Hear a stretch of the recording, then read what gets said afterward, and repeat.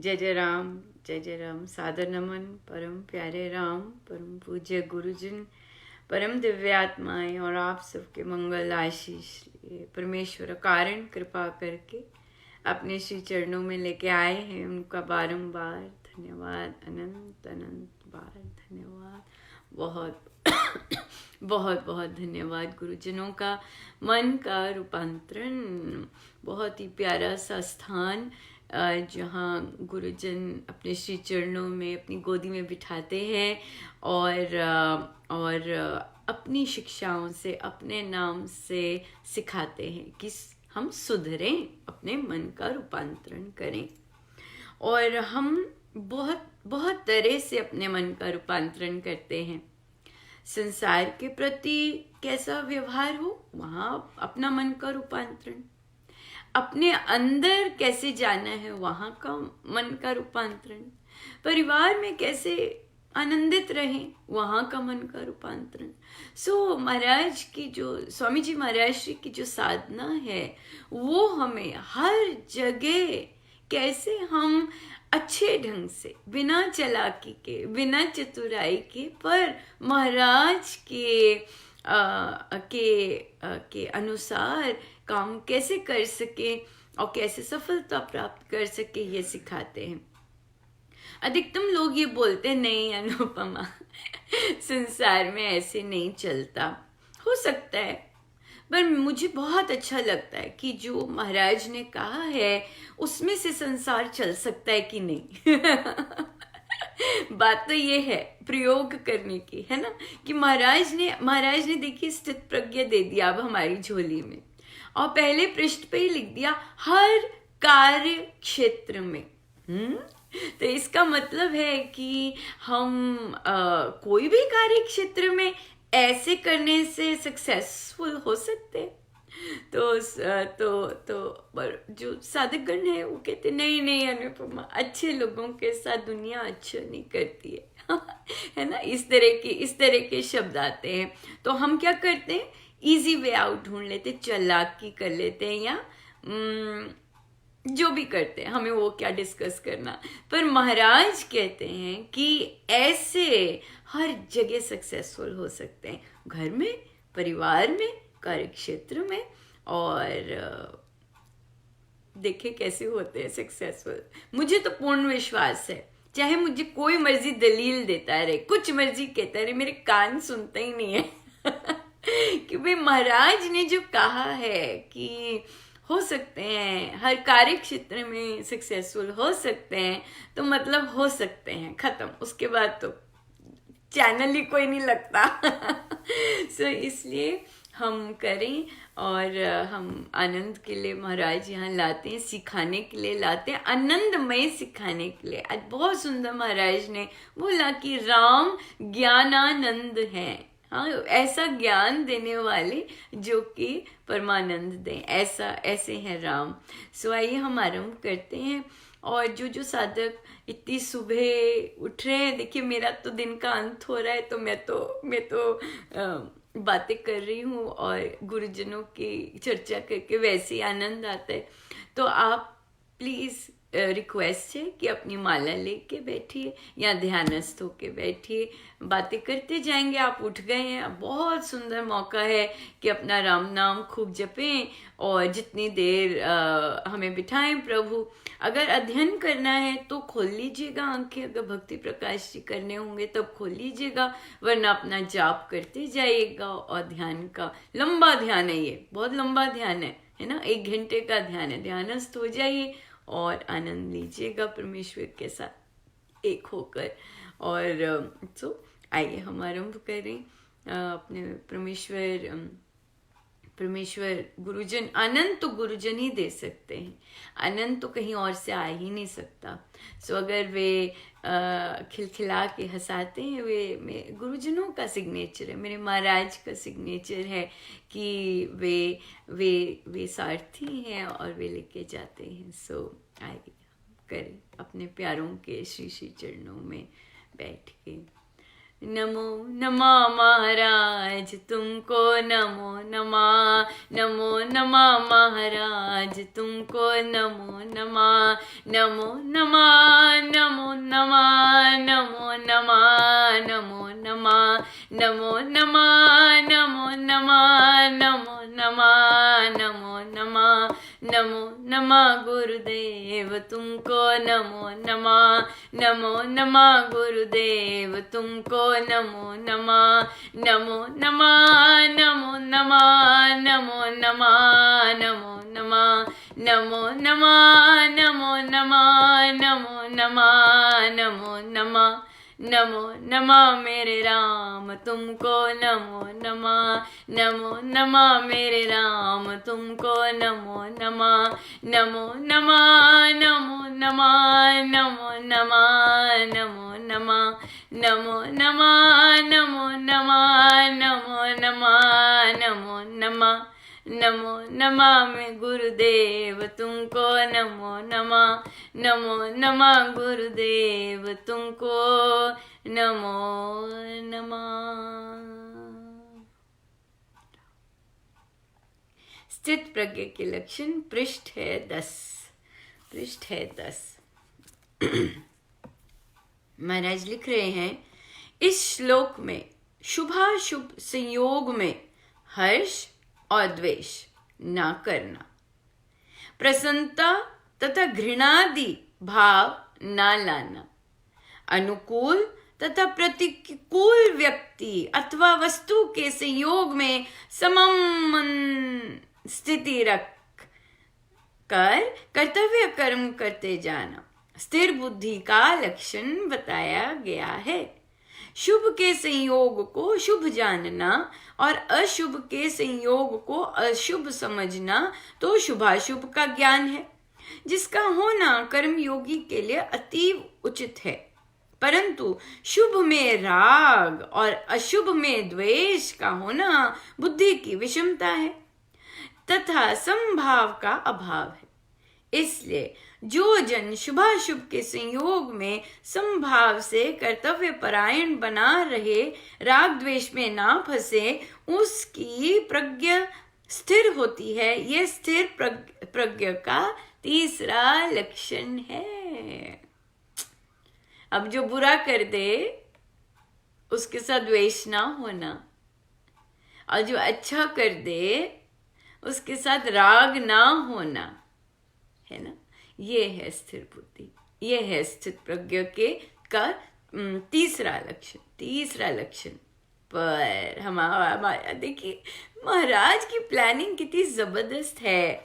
आज जो हमारे जो प्रश्न है बिल्कुल ऐसे ही हैं, इन्हीं पे ही है। और देखिए तो अगर हम देखें तो हम इन्हीं कारणों के कारण ही दुखी हैं, व्यथित हैं, है ना। इन्हीं कारणों के कारण ही व्यथित हैं।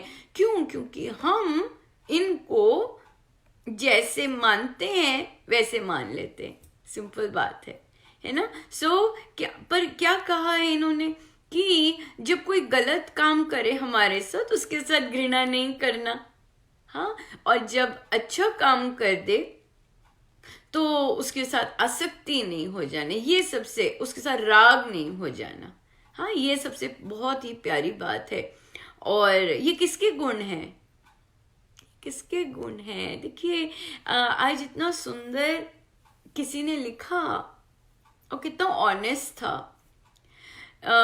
पोस्ट किया था कि आत्मा क्या लिंग नहीं होता, सो आत्मा का संबंध कैसे होगा? शरीर का लिंग होता है और शरीर के फिर उससे संबंध बनते हैं, पर आत्मा। तो उन्होंने कहा, लिखा कमेंट में लिखा, कहते असली में किसी को इसका ज्ञान ही नहीं है। मुझे इतना अच्छा लगा, मैंने कहा कितनी सुंदर और ऑनेस्ट बात कही है कि देखिए असली में इस चीज का तो ज्ञान ही नहीं है किसी को, है ना। अधिकतम लोग शरीर पे ही फोकस रह के वहीं पे सारा मामला होता है। पर देखिए हमारे गुरुजन कितने कैसे हैं। शुरू ही हमारा शुरू ही अध्यात्मवाद से है, हम हैं ही आध्यात्मिक। तो जब हम हैं ही आध्यात्मिक, तो अध्यात्म का तो ज्ञान होना तो वो सर्वोपरि है। ये तो हमें बचपन से आना चाहिए। हमारे जो परिवार है, अगर हम आध्यात्मिक हैं तो हमारे बच्चों को बचपन से पता होना चाहिए आत्मा का, है ना। और वहां से पता हो के तब अगर अगर बच्चे अच्छे, मतलब अगर बचपन में हम सजग रहे हैं और हमने ये चीजें बताई हैं, और फिर उससे बच्चे आगे कैसे ग्रो हैं। जैसे हमारे ये प्रेम के बीजारोपण, इसमें स्वामी जी महाराज की जो पुस्तक है उसमें शुरू में इस बताते हैं स्पिरिचुअलिटी। तो बच्चे जब पढ़ते हैं तो उनसे पूछा जाता है कि क्या है अध्यात्म। अध्यात्म और धर्म में, अध्यात्म असली धर्म है, पर वो जो बाकी पंथी है वहां पर क्या डिफरेंस आ जाता है। और जब वो बच्चे पढ़ते हैं बहुत क्लियरली वो बता सकते हैं कि क्या क्या डिफरेंस है ना। कितनी सुंदर बात है। तो इसलिए ये चीज हमें, ये हमारे गुरुजनों की देन है कि वो कैसे खुलकर आत्मा की चर्चा करते हैं और आत्मा के गुणों का वर्णन करते हैं, और हमें कैसे गाइड करते हैं कि हम बार बार अपने को जानें कि हम क्या हैं असली में।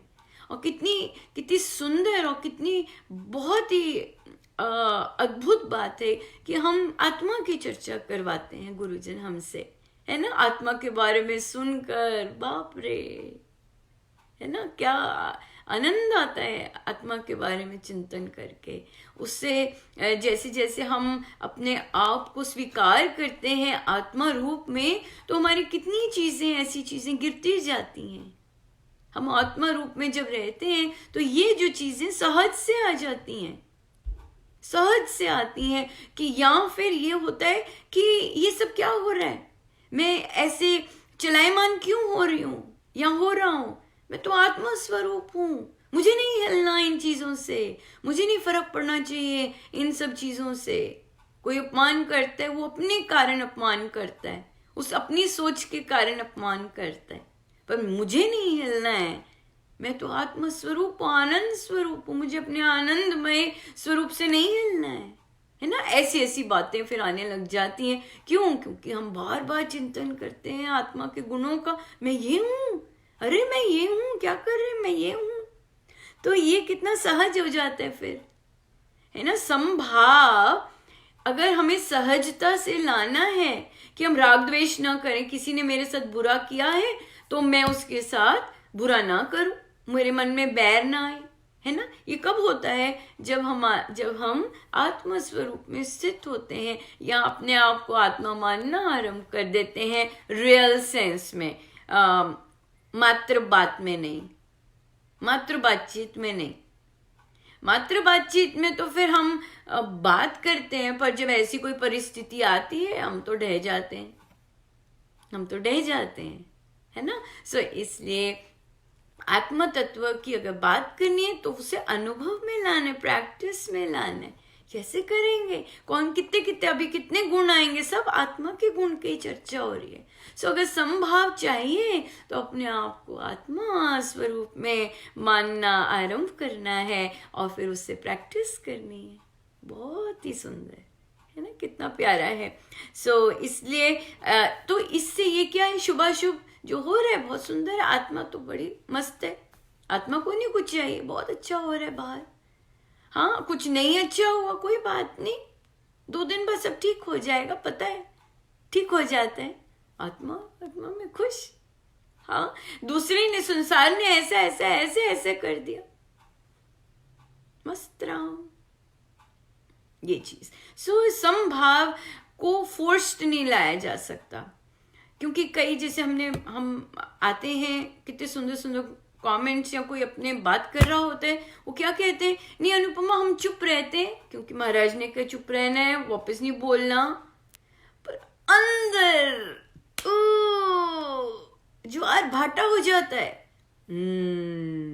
एक ही बात है, बाहर नहीं बोले, कला चुप हो गई, पर अंदर हो गए। अंदर तो जब हम अंदर पी जाते हैं, अंदर हमारी सारी नसें खराब हो जाती हैं, घाव बन जाते हैं इतने सारे, ये सब कर करके। इसलिए हमने ऐसा बनना है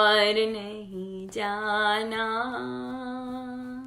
गुण गावा नित तेरे, तेरे बिन और नहीं जाना, गुण गावा नित तेरे,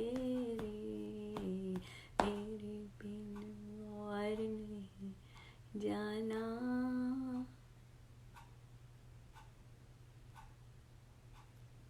मतवाला योगी, पृष्ठ 85, पृष्ठ 85।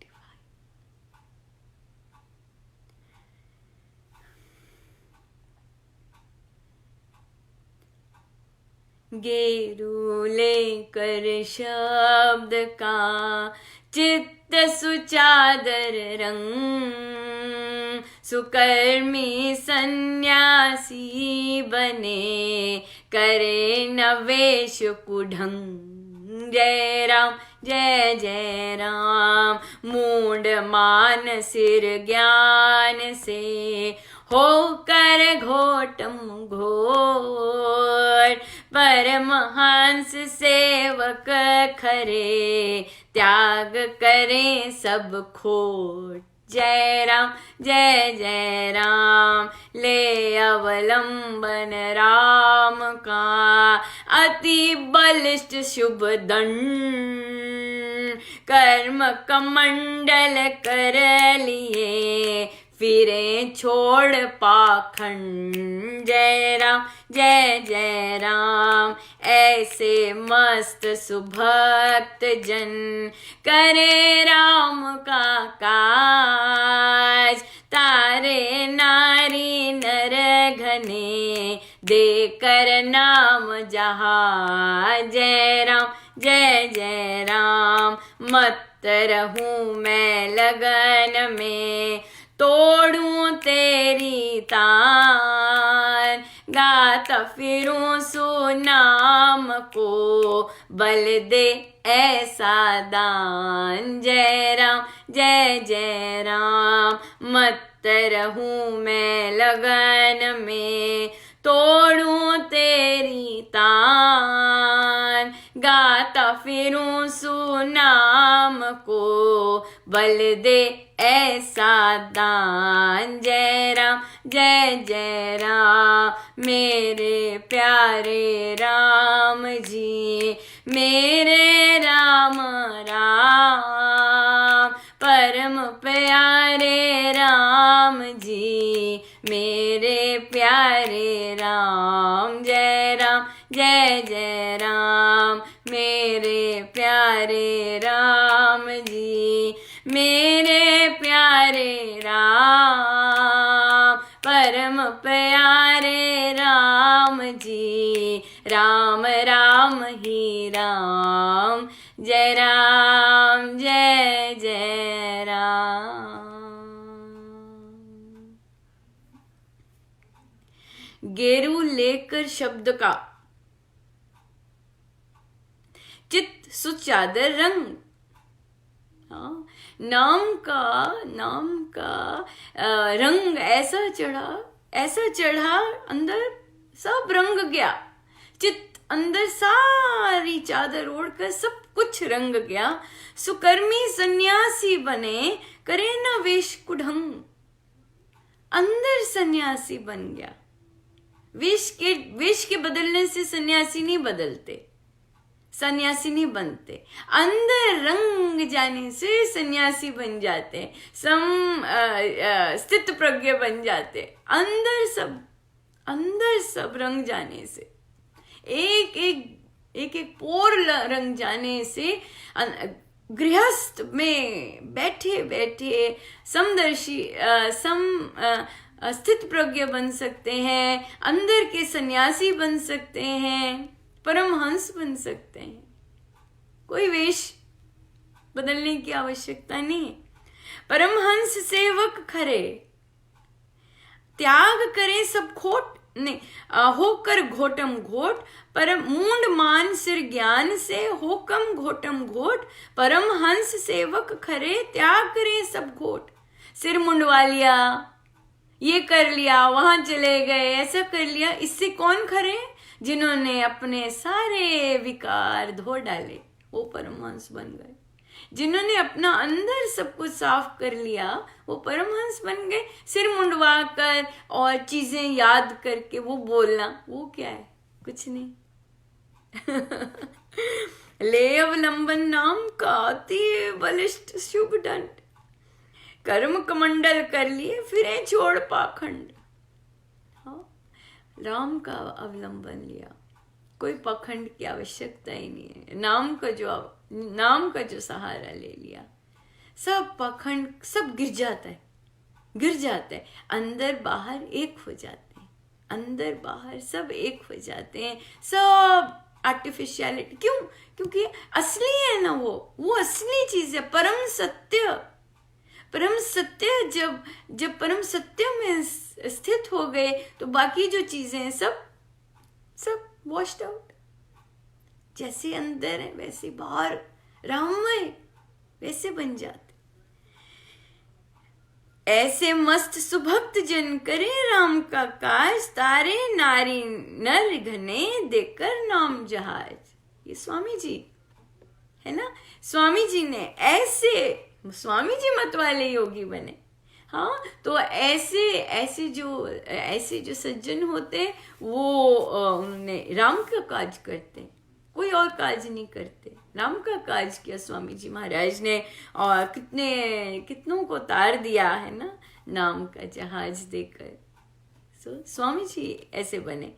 मत रहूं मैं लगन में तोड़ूं तेरी तान, ऐसा मस्त रहूं कि तेरी तान ना छूटे, कभी भी तेरी तान ना छूटे। ऐसा मस्त रहूं मैं, गाता फिरूं सुनाम को, बल ऐसा दे दान। देखिए कहते अभी बोल रहे हैं कि किससे मांग रहे हैं कि हर समय आप में मैं मस्त रहूं, आपकी तान ना टूटे। फिर कहते हैं आपका नाम गा सकूं, इसका मुझे दान दे दीजिए, ऐसा बल दे दीजिए कि आपका गुणगान करता रहूं। इतना मस्त होने पर भी अपने प्रभु से कितनी विनम्र बात कह रहे कि इतना बल दे दीजिए कि आपका गुणगान करता रहूं प्रभु। आपका गुणगान तो आपसे ही होगा, आपका गुणगान तो आपकी इच्छा से ही होता है। बस ये दान दे दीजिए कि आपका गुणगान करता रहूं, आपका गुणगान करता रहूं, आपका गुणगान करता रहूं। ऐसी कृपा कर दीजिए, ऐसी कृपा कर दीजिए। सब चीज, जो चीज चाहिए, लगन चाहिए, भरोसा चाहिए, चले जाए उनके पास और उनसे मांगे। चले जाए उनके पास और उनसे याचना करें। ये है हमारे सद्गुरु महाराज, भंडार है इन सब चीजों के, भंडार है, हर चीज के भंडार है। जो चीज चाहिए इनसे मिलेगी, जो चीज चाहिए सब इनसे मिलती है, सब इनसे मिलती। इतनी कृपा है, कितना सुंदर हमें रास्ता दिया है महाराज ने। बहुत सुंदर प्रश्न आया,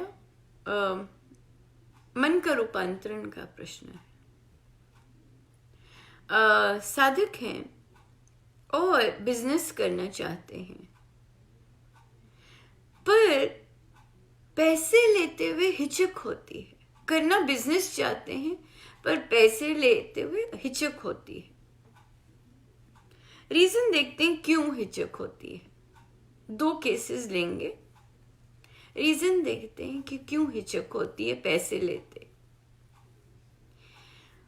दो जन हैं, है ना, 2 जन हैं। एक जन कोई कैनेडियन फर्म है, उनकी कोई ली फ्रेंचाइज ली, ठीक है।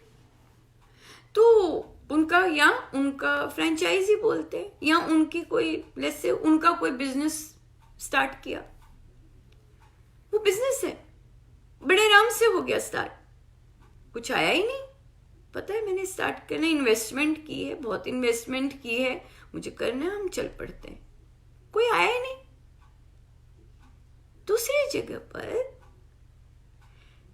एक साधक कर लीजिए, नाम साधक आ गया, साधक से ऐसा बिजनेस स्टार्ट करना है, पर वहां हिचक हो जाती है, वहां हिचक होती है। क्यों? वहां क्यों क्यों हिचक होती है? क्योंकि लेबल क्या आ गया? साधक। नहीं, यही गड़बड़ करें। देखिए दोनों केसेस है, ठीक है, दोनों इंस्टीट्यूशंस हैं, समझने की बात है।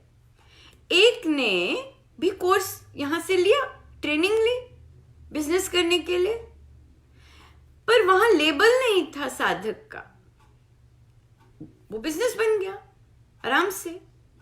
पर जो कंपनी थी उसने बेचा ना, उसने अपनी चीज बेची, आपने पैसे देकर उनकी उनका ज्ञान लिया, उनका सब कुछ लिया, अब आप अपनी खोलना चाहते हैं, सिंपल। सेम इधर भी है, इन्होंने भी बेचा, आपने पैसे दिए, इतने सारे पैसे दिए, फ्री में तो नहीं कुछ किया, किसी ने दान नहीं दिया, आपने पैसे दिए, आपने वो चीज खरीदी, आपने खरीदी है ना, आपने खरीदी है चीज, तो फिर हिचक क्यों? सेम चीज है, सेम चीज है। प्रेजेंट क्या करते हैं वो अलग बात है, तभी हिचक आ जाती है। सेम चीज है, एमबीए की ट्यूटोरियल करने,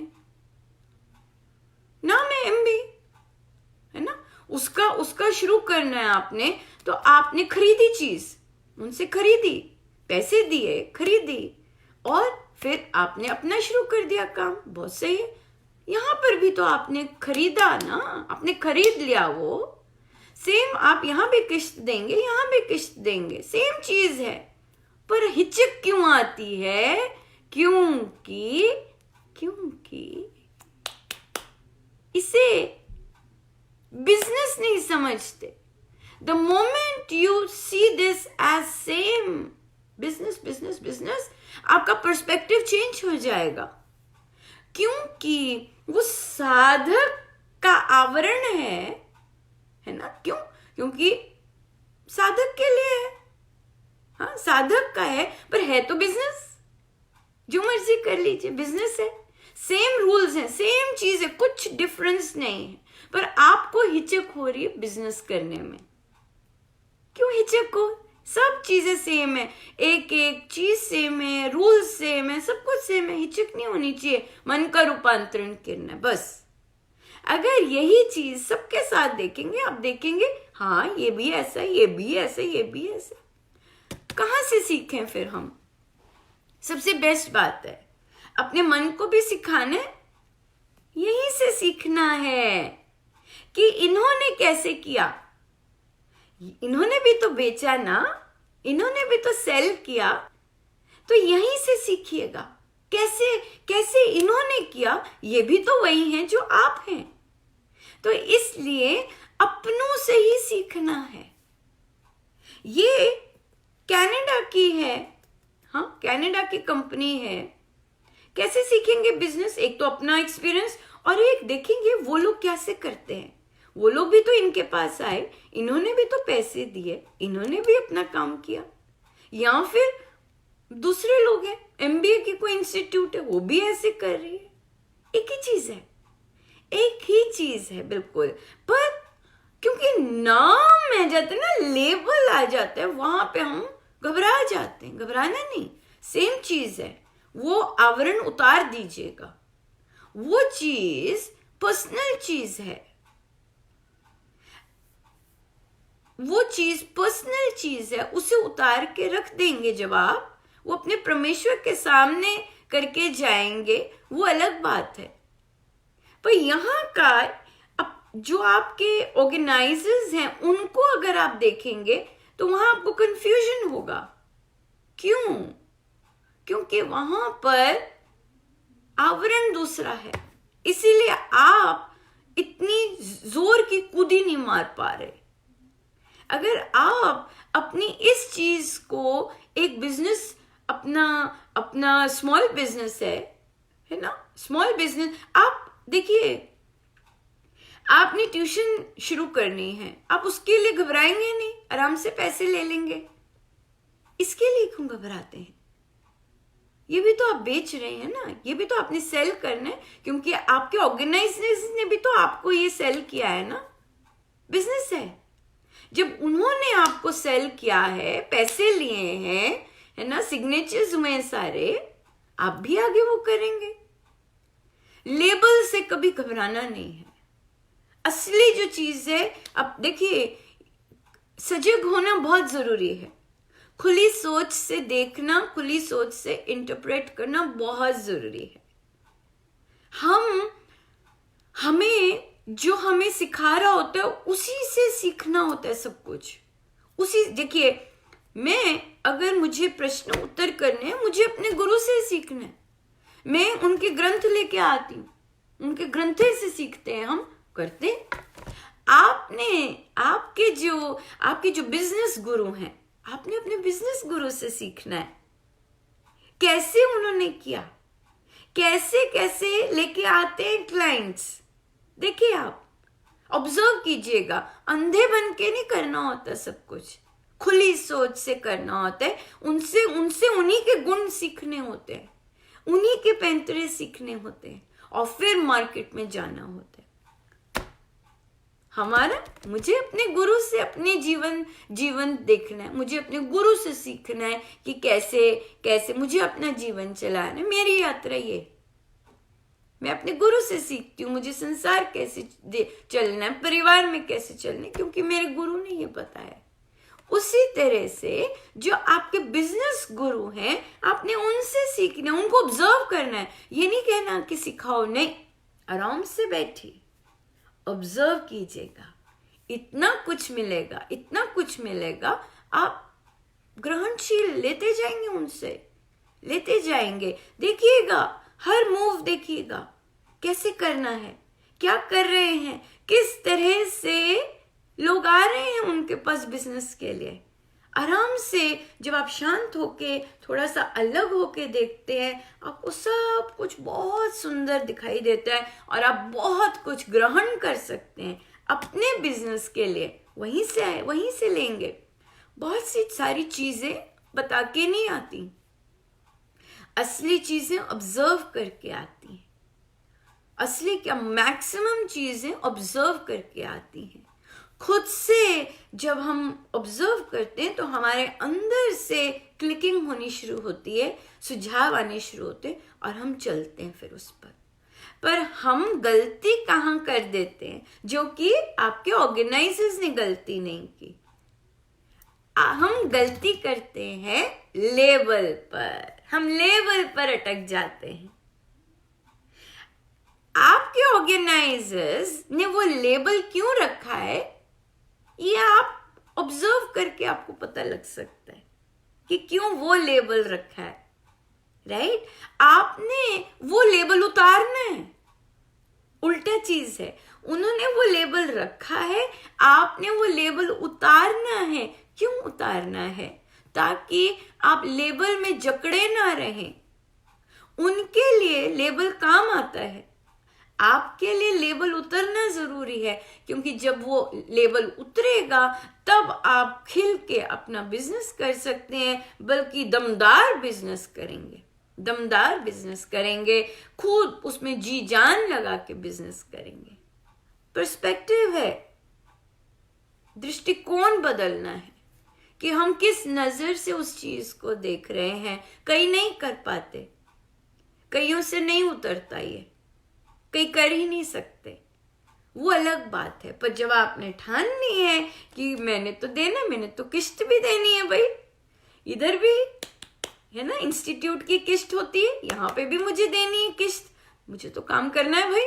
और जब आप इस उद्देश्य से करेंगे कि मुझे भरपाई करनी है और मुझे काम करना, आप खुद ही मारेंगे।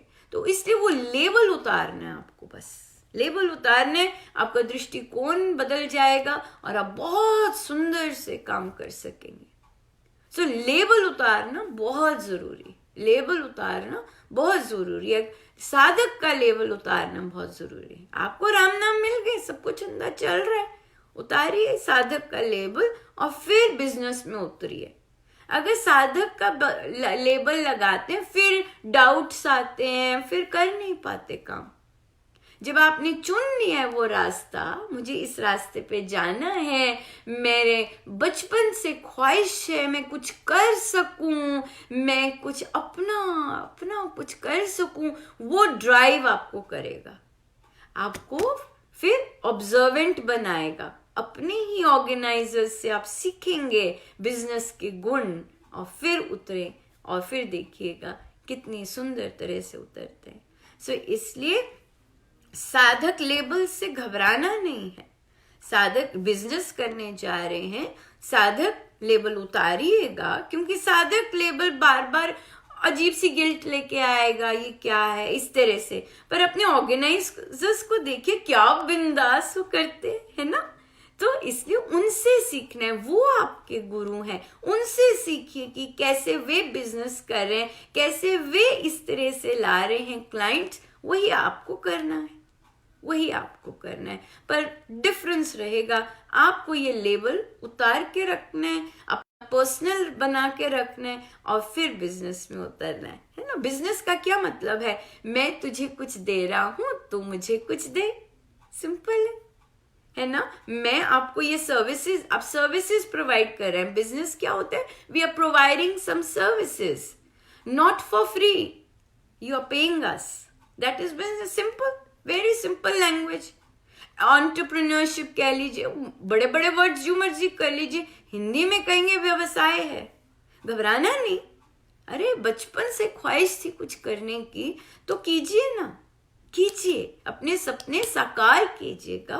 पर जो आपको बांधता है वो है साधक का लेबल। साधक के लेवल से मत जाइए, बिजनेस एंटरप्राइज से जाइए, इंस्टीट्यूट के उस भाव से जाइए, तो बहुत सुंदर कर पाएंगे, राइट। पर चयन की बात होती है, कई नहीं कर सकते तो वो दूसरा चयन करते हैं। आपने करना है, आप खुद ही मारिएगा और सीखिए। सबसे बेस्ट गुरु हैं आपके ऑर्गेनाइजर्स, उनसे सीखिएगा। हम यहाँ पर हम मन का रूपांतरण बता सकते हैं कि कैसे अपने माइंड को चेंज करके दूसरा पर्सपेक्टिव लाइए। पर जो बिजनेस के गुण हैं वो आपके ऑर्गेनाइजर सबसे सुंदर बता सकते हैं।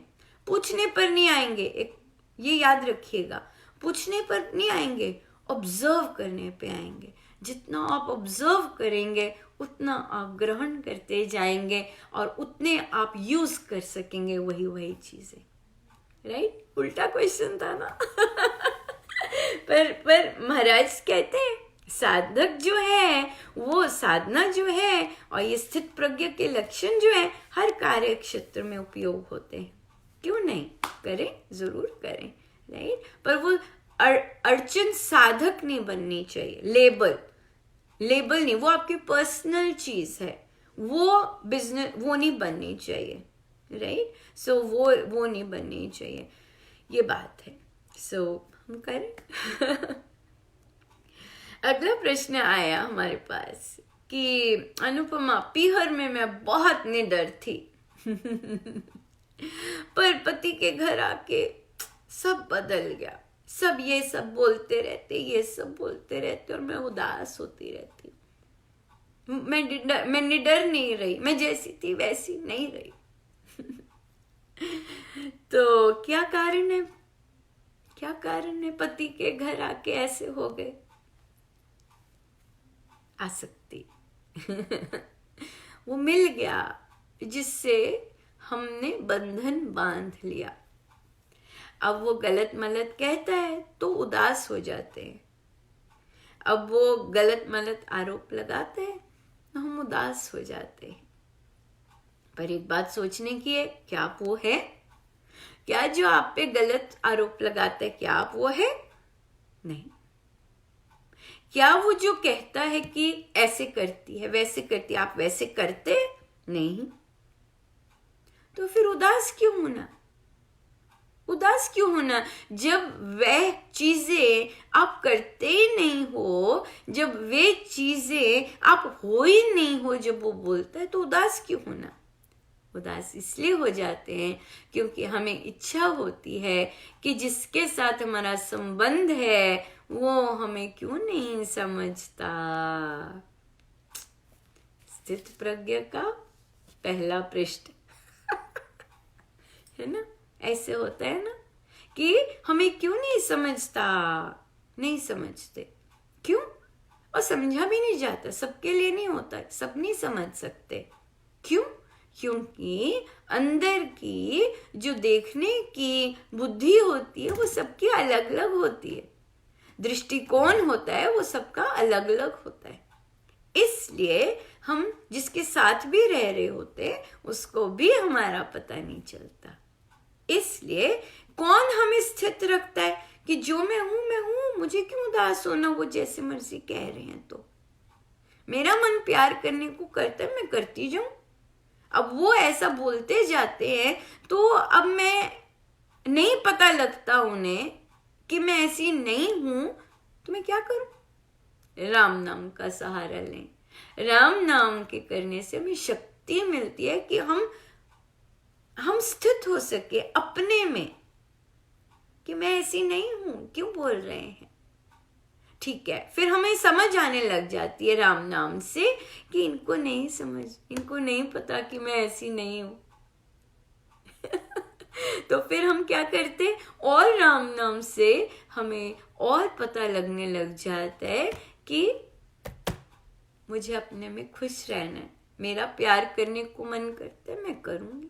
अगले को नहीं लेना प्यार, ठीक है, आपकी मर्जी, पर मुझे खुश रहना अच्छा लगता है, मुझे आनंदित होना अच्छा लगता है, मैं वैसे ही रहूंगी। अब आपको मैं वैसी नहीं दिख रही तो ये क्या करे?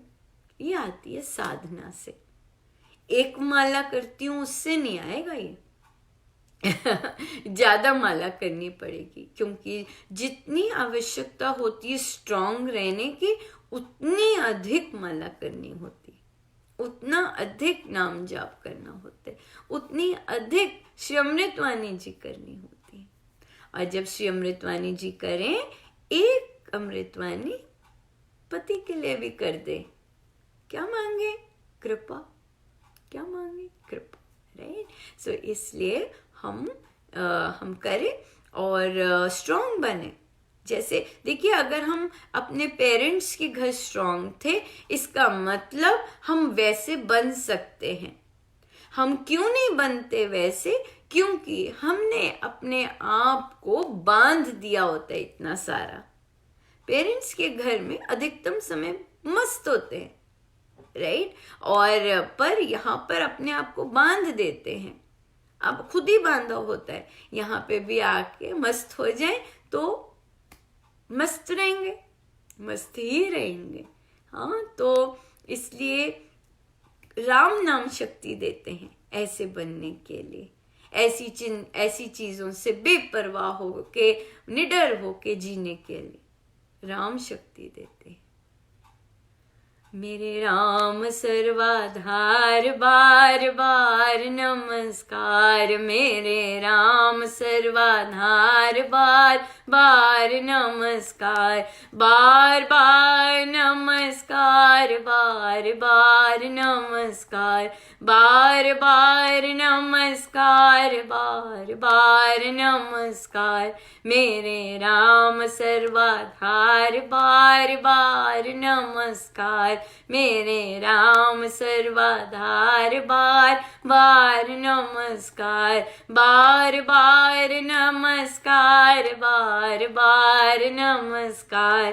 बार बार नमस्कार, बार बार नमस्कार। मेरे राम सर्वाधार, बार बार नमस्कार। मेरे राम सर्वाधार, बार बार नमस्कार। मेरे राम सर्वाधार, बार बार नमस्कार। सो आइए हम चलते हैं। हमने बहुत ही सुंदर महाराज श्री ने टॉपिक आरंभ करवाए हैं हमसे। क्रोध क्रोध आता है। और बहुत सुंदर आ रहे हैं रिस्पॉन्सेस, बहुत सुंदर आए हैं मेरे गुरुजनों का।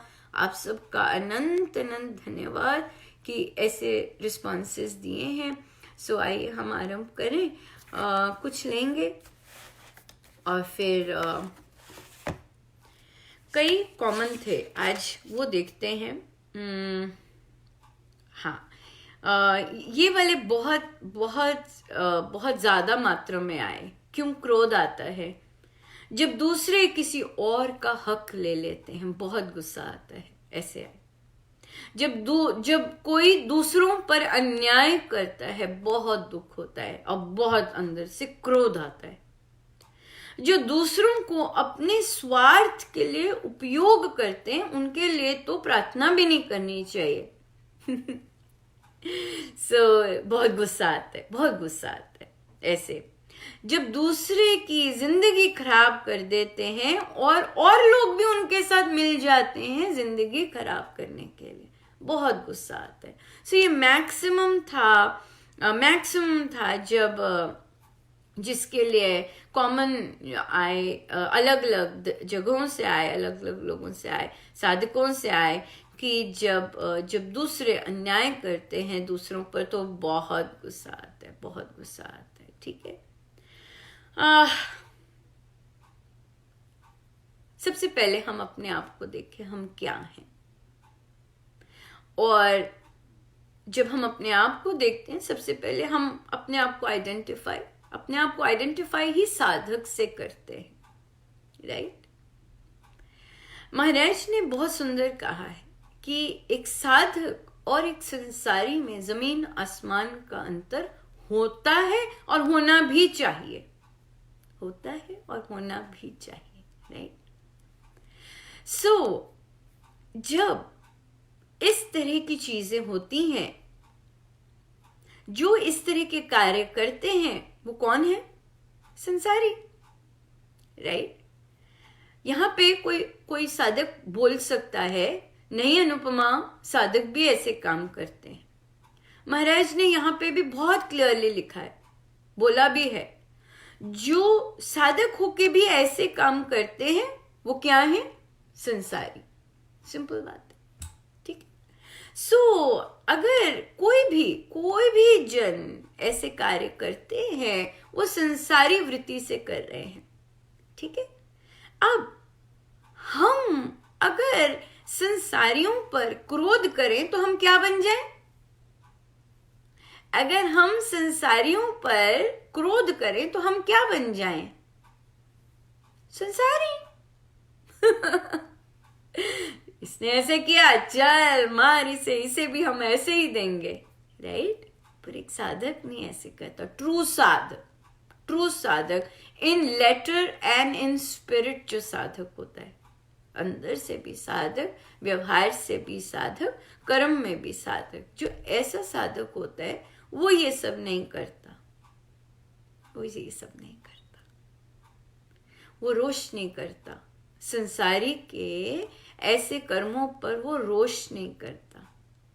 संसारी के ऐसे कर्मों पर वो अपना खून नहीं जलाता, क्योंकि वह साधक है, रियल सेंस में साधक है। हमें साधक की गरिमा बनाए रखनी है, हमारे गुरु की इच्छा है। हमारे गुरु ने बहुत सुंदर डिफाइन किया है एक साधक क्या होता है, एक संसारी क्या होता है। जब एक साधक दूसरों को ऐसे कार्य करके देखता है, सबसे पहले तो वो विचलित नहीं होता। क्यों? उसके गुरु ने कहा है संसार ऐसे ही कार्य करता है। फर्स्ट थिंग है ना, गुरु की शिक्षा, संसार में यही होता है। संसार के कार्यों पर आश्चर्य करने कोई जरूरत नहीं है, पता है ऐसे ही होता है। दूसरी बात, संसार में जो भी हमारे साथ हो रहा होता है, प्रारब्धों के अनुसार हो रहा होता है, प्रारब्धों के साथ अनुसार हो रहा होता है। पहला, संसार ऐसे ही करता है, एक दृष्टिकोण। दूसरा दृष्टिकोण कि अपने प्रारब्ध होते हैं। तीसरा दृष्टिकोण मैं साधक हूं, मैंने उसे उसी की लैंग्वेज में वापस नहीं देना है। मैं साधक हूं, मैं साधक की गरिमा बनाए रखूंगा बिना पीड़ा के। That is the condition. पीड़ा नहीं करनी। पीड़ा की नहीं तो एक ही बात है, पीड़ा की नहीं तो एक ही बात है, पीड़ा नहीं करनी। पर होती है, जबरदस्त होती है ऐसी चीजों पे पीड़ा, है ना, बहुत होती है। कई कहते हैं हम डिप्रेशन में ही चले जाते हैं, है ना, होता है, नेचुरल होता है। क्यों नेचुरल होता है? आघात लगता है, बहुत जोर जोर के आघात लगता है। किंतु परमेश्वर की अथाह कृपा से जब हमें वे रियल सेंस में साधक बनाते हैं, जब हमें असली में अपने में स्थित करते हैं, तो हम उन्हें नहीं देने जाते फल, हम परमेश्वर को पर छोड़ देते हैं उन पर करना। हम अपनी तार क्रोध के कारण, उदासी के कारण, या जो चीज हमें नहीं पसंद आई उसके कारण तोड़ते नहीं है तार। हमारे लिए वो तार बहुत इंपॉर्टेंट है, हमारे लिए वो तार बड़ी कीमती, बड़ी कीमती, बड़ी कीमती। और जिस दिन हम ये निश्चय कर लेते हैं कि मुझे अपनी तार किसी भी तरह नहीं तोड़नी, जो मर्जी तूफान आता जाए, जो मर्जी पत्थर गिरते जाए, मुझे अपनी तार नहीं तोड़नी, बिल्कुल नहीं तोड़नी। और जब हम ऐसा निर्णय करते हैं, अंदर से कोई द्वार खुल जाता है। क्यों? क्योंकि हमने प्रेफरेंस किसी को दी होती, हमने मुख्यता किसी को मुख्य प्रधान बनाया है, गौण नहीं बनाया किसी को। नहीं, किसी भी शर्त पे मैं अपने आप को आहत नहीं होने दूंगा। That's it। आओ, किसने क्या करना है, जो मर्जी कर लो, मैं नहीं हिलने वाली। अब चैलेंज शेर की तरह, जितना मर्जी कोई करता रहे, मुझे मेरी राम के साथ तार बहुत प्रिय है। जो तार राम से जोड़े, ऐसे हमें संत मिले। जो तार राम से जोड़े, ऐसे हमें संत मिले। जो तार राम से जोड़े, ऐसे हमें संत मिले। जो तार राम से जोड़े, ऐसे हमें संत मिले। जो तार राम से जोड़े, ऐसे हमें संत मिले। जो बाह पकड़ना छोड़े, ऐसे हमें संत मिले। जो बाह पकड़ना छोड़े, ऐसे हमें संत मिले। जो तार राम से जोड़े, ऐसे हमें संत मिले। जो तार राम से जोड़े, ऐसे हमें संत मिले। जो तार राम से जोड़े, ऐसे हमें संत मिले। जो तार राम से जोड़े, ऐसे हमें संत मिले। जो बाह पकड़ना छोड़े, ऐसे हमें संत मिले। जो बाह पकड़ना छोड़े, ऐसे हमें संत मिले। जो तार राम से जोड़े, ऐसे हमें संत मिले। जो तार राम से जोड़े, ऐसे हमें संत मिले। जो तार राम से जोड़े, ऐसे हमें संत मिले। और फिर वो करता है प्रार्थना, क्योंकि उसे आहत नहीं हुआ होता, निडर, जो मर्जी हो जाए।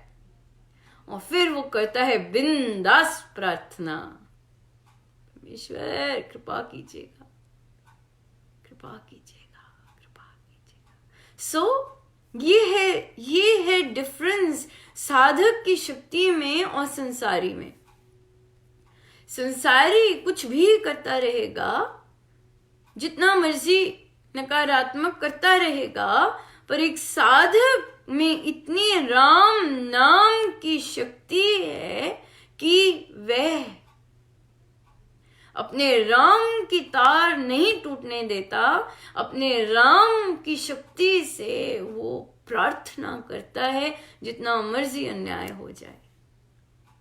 ये है साधक। ऐसे बनना है हमें, शूरवीर। शूरवीर महाराज कहते हैं, जो ऐसे रास्ते पे, शूरवीर के रास्ते पे चलना आरंभ करते हैं, उनको पत्थर ज्यादा मिलते हैं। ये ना सोचिएगा कि पत्थर ज्यादा मिलेंगे, अपमान ज्यादा मिलेगा, अपमान ज्यादा मिलेगा, पर वो उसे फर्क पड़ता है नहीं। क्यों? क्योंकि उसे मतवाला योगी बनना होता है।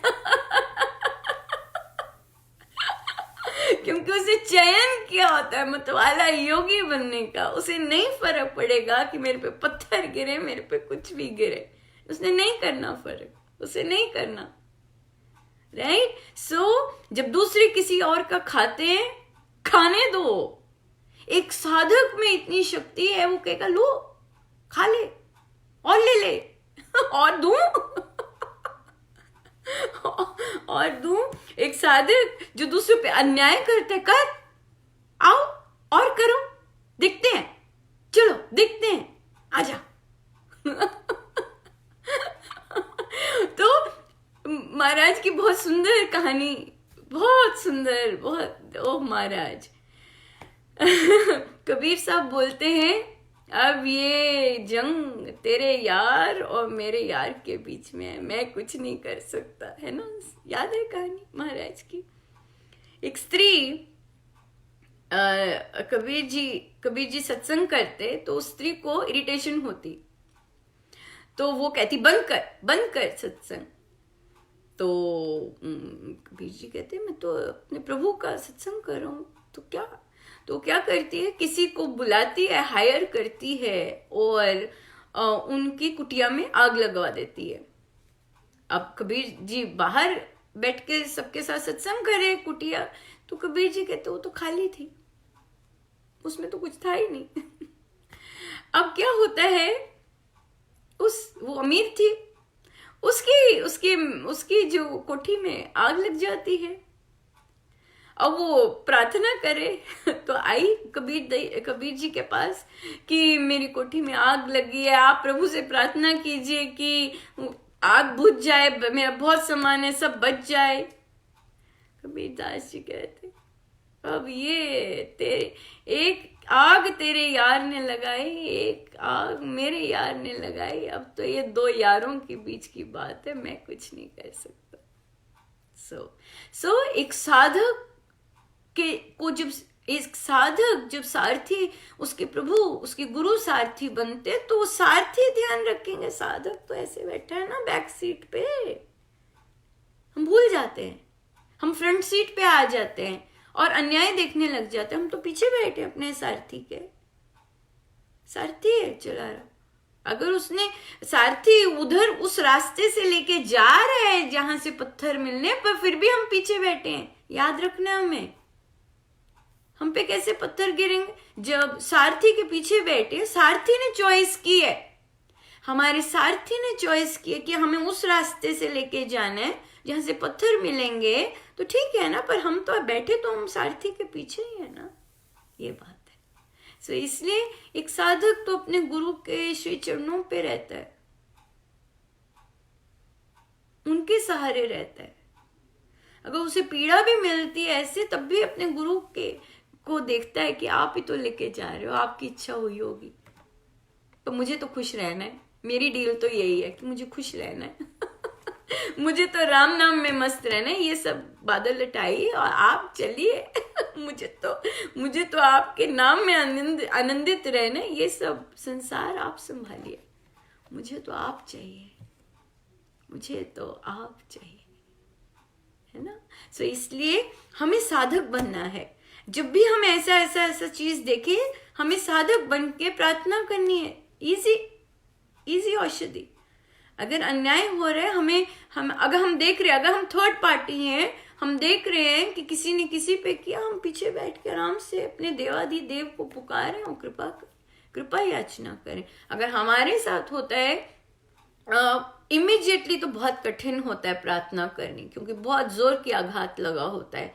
पर फिर भी अपनी संगति अगर हम ऐसी रखें, अपने गुरु को बार बार सामने रखें, और संगति का बहुत इफेक्ट पड़ता है। अगर बहुत जबरदस्त पॉजिटिव संगति रखते हैं तो सत्संग नहीं छोड़ते, मतलब गुरुजनों का ऑरा वो सब नहीं छोड़ते, तो हम बहुत जल्दी उभर आते हैं, इन चीजों से जल्दी निकल आते और बिंदास होके हम प्रार्थना कर सकते हैं। एक साधक का तो रिटेलिएशन प्रार्थना है।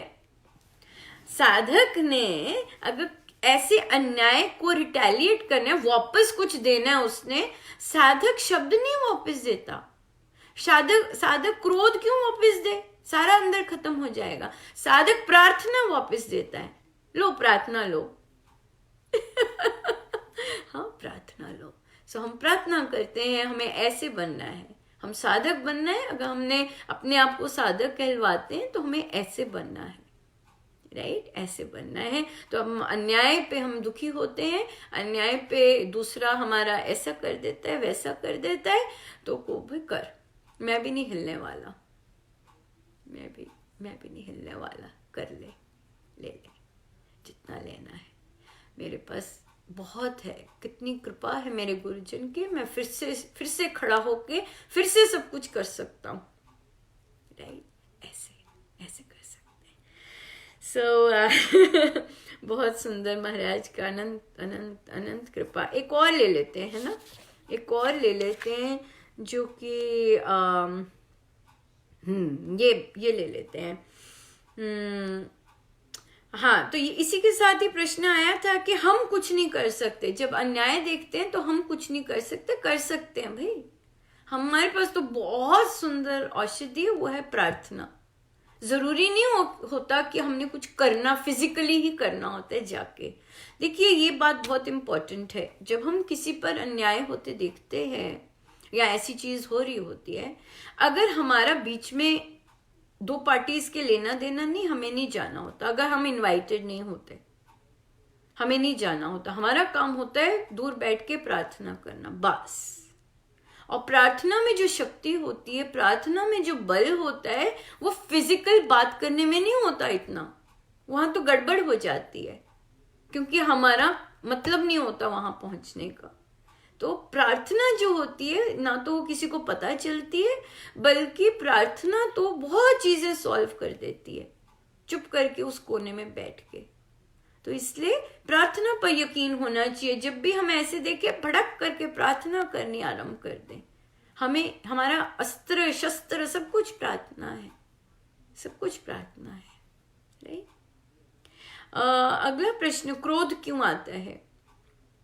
जब पाठ करने का मन करता है और परिवारजन नहीं करने देते। ये पत्नी ने नहीं कहा, ये पति ने कहा है ना। अक्सर पत्नियों के आते हैं, पर ये पति ने कहा है। जब पाठ करने का मन करता है और बच्चे पत्नी करने नहीं देते, तो अंदर से खून खौल जाता है, खून खौल जाता है।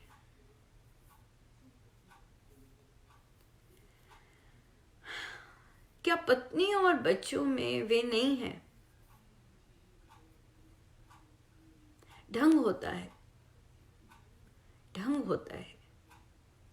और राम नाम का साधक जब अपने राम पर आश्रित होता है, जब गुरुजनों पे आश्रित होता है, उस पर ऐसी विपदाएं आती हैं, उस पर ऐसी विपदाएं आती हैं। पर क्रोध करके वो जो प्रेम की डगर है, वो थोड़ी सी गड़बड़ कर देता है। क्रोध क्रोध करके, तो फिर किस तरह से वे अपने मन का रूपांतरण करे कि मेरा मन अंदर एक होने को कर रहा है और मेरे परिवार की डिमांड्स हैं, मेरे बच्चे चाह रहे हैं कि मैं खेलूं उनसे और मेरी पत्नी चाह रही है कि मैं बैठूं उसके पास। तो हम भीतर उसके साथ बोल सकते हैं, क्यों, ये क्या कर रहे हैं आप, ये कौन सा मेरे साथ खेल कर रहे हो। प्रभु भी हंसते होंगे, प्रभु को आनंद आता है, ऐसे प्रभु को आनंद आता है। ये देखो अंदर से तड़प रहा है कि मैं उसके साथ बैठूं, पर देखो बैठना, ये आपको क्या लगता है ये पत्नी और बच्चे कर रहे होते हैं, ये प्रभु करते हैं। प्रभु के साथ बैठने का प्रभु ही सारे सुअवसर बनाते हैं। और जब अंदर तड़प उठ रही होती है और जब परमेश्वर ये सब ले आते हैं तो वो मुस्कुराते हैं, आनंद लेते हैं। उनको आनंद लेने दीजिए ना। बहुत सुंदर सा देखिए, महाराज फुल कृपा, एक साधक थे, यंग साधक थी। तो उनके पिताजी को महाराज के दर्शन जाना तो किसी काम से वो गए थे। तो मन ही मन वे सोच रहे पिताजी को, तो ये बहुत सुंदर साधक जी ने शेयर किया हुआ, पहले भी शायद किया होगा कभी शेयर। तो कहते उनका पिताजी, तो वो मन ही मन क्या सोच रही, पिताजी आगे बात करेंगे महाराज के साथ, मैं पीछे बैठ जाऊंगा और आराम से ध्यान लगाऊंगा महाराज के साथ, पिताजी को बातें करने दूंगा, मैं आराम से पीछे बैठूंगा। तो उसने ऐसे ही किया। तो महाराज के पास दर्शन करने गए तो महाराज तो जानी जान, हाँ, और बैठ गए। पिताजी आगे चले गए, महाराज के पास बैठे, तो वो दरवाजे के पास बैठे, पीछे को बैठे। डिफरेंस था, महाराज जब बैठते तो वो बिल्कुल पास बुला लेते, तो बैठ गए अपना। कि अब मैं महाराज के साथ, महाराज वो बातें करते रहा, मैं महाराज के बस ऐसे बैठ के ध्यान लगाऊं। महाराज जानी जान आवाज दे दी, आओ। आगे आके बैठो। तो क्या कहा होगा साधक ने? बैठ के चुप करके अब आगे महाराज, और महाराज क्यों ना हंसे, अब उनको तो सब पता है कि क्या क्या क्या स्कीम बना के ये बच्चा आया है। और देखो जरा, तो महाराज तो मजे में, खूब मजे ले महाराज। फिर बातें करें, अब बात करनी थी, हाँ, तो अब वो चले जब, तो बच्चे को हुआ क्या, मैंने महाराज के साथ बैठना था कि मैं आराम से उनके साथ ध्यान लगाता, जबकि देखिए ये सोच की बात है। और गुरु ऐसी इसमें इतना आनंद लेते हैं, लिटरली आनंद लेते हैं। आप सोच सकते हैं कि महाराज इस चीज को कितना आनंदित होके उनको आनंद आ रहा होगा कि देखो जरा इसके हाल अंदर। जबकि गुरु बात ही कर रहे हैं, पर उसकी चीज वो कुछ और चाहता था। पर गुरु यह जानते हैं और फिर भंडारा दे देते हैं। उसके बाद जब वे वापस गए तो साधक जी कहते ऐसा नशा चढ़ा, जबकि उन्हें पता ही नहीं था ये कैसा नशा चढ़ा जब वे वापस गए। तो हमेशा जब ऐसी सिचुएशन आती है, जब अंदर अपने प्यारे के साथ बैठने का मन करता है, तो यकीन मानिएगा गुरु बहुत मुस्कुरा रहे होते हैं, क्योंकि उनको पता होता है। क्योंकि देखिए अंदर जो तड़प है उनके साथ बैठने की, वो भी तो वही देते हैं। कहाँ से आ सकती है हमारे अंदर? हमारे अंदर कहाँ से आ सकती है तड़प? ये तड़प भी तो गुरु ही दे रहे होते हैं, वही तो खींच रहे होते हैं। फिर वो क्या करते हैं? परिवारजन भेज देंगे, चलो खेलो बच्चों के साथ। खुद ही तड़प दे के खुद ही वहां बिठाते हैं, और फिर जो आनंद आता है तो हमें बोलना, क्या बोलेगा एक भक्त। भक्त ये सब देखिए, जो भक्त होता है महाराज कहते हैं वो बहुत सजग होता है अपने गुरु के हर दांव पेच पर। हाँ, वो इतना सज क्यों, क्योंकि वो उन्हें अपने से दूर नहीं करता ना, हर समय उनके साथ ही लगा रहता है। तो जब कोई सिचुएशन आती है वो अपने गुरु को देखते हैं अंदर की नजरों से, ये क्या हाँ, इस तरह से। वही देने वाले होते हैं तड़प, और वही ऐसी सिचुएशन देख के आनंद लेते हैं कि अंदर से जुड़े रहो, मेरे साथ खेलो, इस रूप में मेरे साथ खेल तो पर उसके बाद जो आनंद वे देते हैं वो आनंद है, वो आनंद है। इसलिए सारथी को अपने अंग संग रखना है। सारथी बहुत आनंद लेते हैं इतनी प्यारी प्यारी बातों में। गुरुजन को अगर हम बहुत हर चीज उनके साथ दिन भर लगे रहते हैं तो मानना होता है कि ऐसी चीजें गुरु दे रहे हैं, हमें क्रोध नहीं करना है, हमें उनके इस नटखट अंदाज पे आनंद लेना है और उन्हें आनंद लेने देना है ना। जरा तो इतना बता दो भगवन, लगी ये कैसी लगा रहे हो। जरा तो इतना बता दो भगवन, लगी ये कैसी लगा रहे हो। मुझी में रह कर मुझी से अपनी ये खोज कैसी करा रहे हो। मुझी में रह कर मुझी से अपनी ये खोज कैसी करा रहे हो। जरा तो इतना बता दो भगवन, लगी ये कैसी लगा रहे हो। मुझी में रह कर मुझी से अपनी ये खोज कैसी करा रहे हो।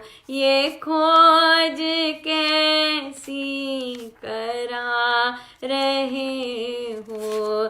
जरा तो इतना बता दो भगवन, लगी ये कैसी लगा रहे हो। लगी ये कैसी लगा रहे हो। लगी ये कैसी लगा रहे हो। वही करते हैं सब कुछ वही करते हैं।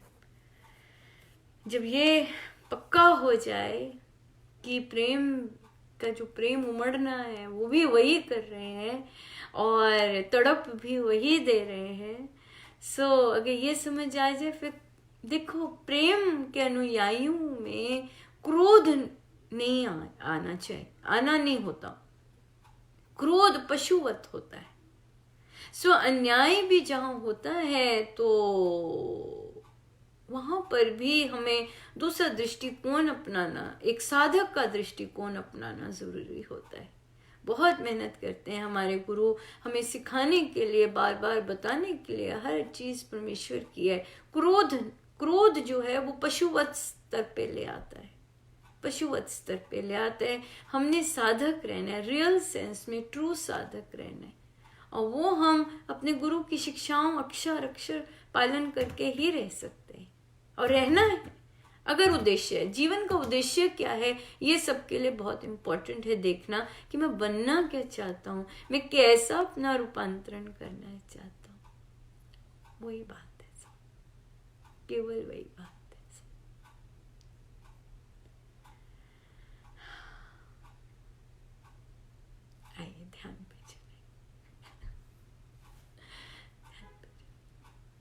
सीधे होके बैठे।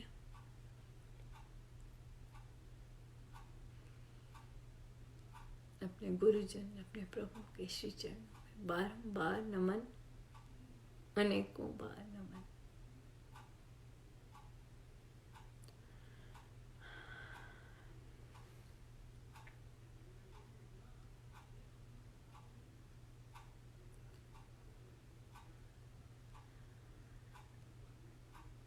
सागर, गहरा नीला सागर,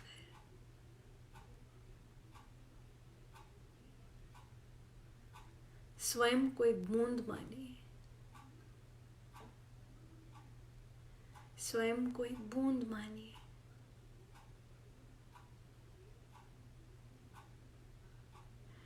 और कूद जाइए उस सागर में।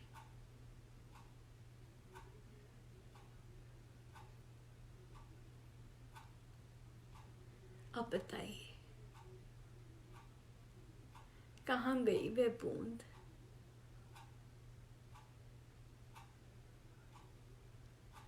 कहाँ गई वह बूंद? एक हो गई सागर से, एक हो गई वह सागर से। कोई अस्तित्व ही नहीं रहा उसका, एक हो गई वह सागर से। कुछ नहीं रहा उसका, न आकार, न अस्तित्व, कुछ नहीं रहा। अपने सागर में एक हो गई। खुद को भी नहीं पहचान पा, कुछ राय नहीं उसका। जो वो सागर ही सागर, स्वयं को भी नहीं ढूंढ पा रही। केवल राम, केवल राम, केवल राम, केवल राम, केवल राम। वे एक राम,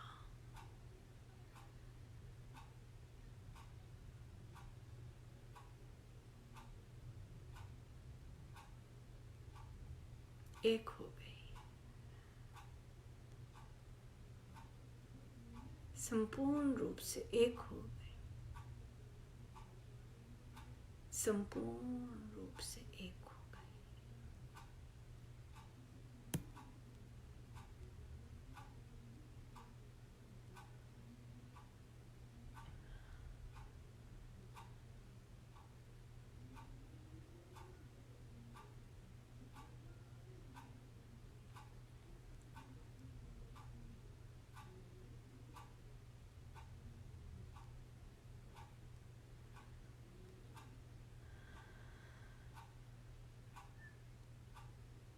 सीखिए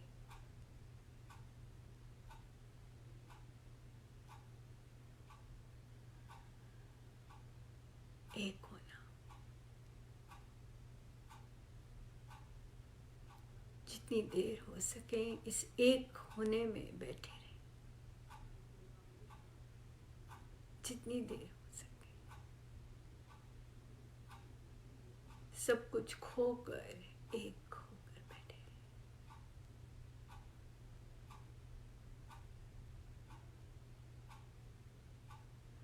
सब गुरुजनों का उन्हीं के श्री श्री चरण। जय जय राम, जय जय राम, जय जय राम।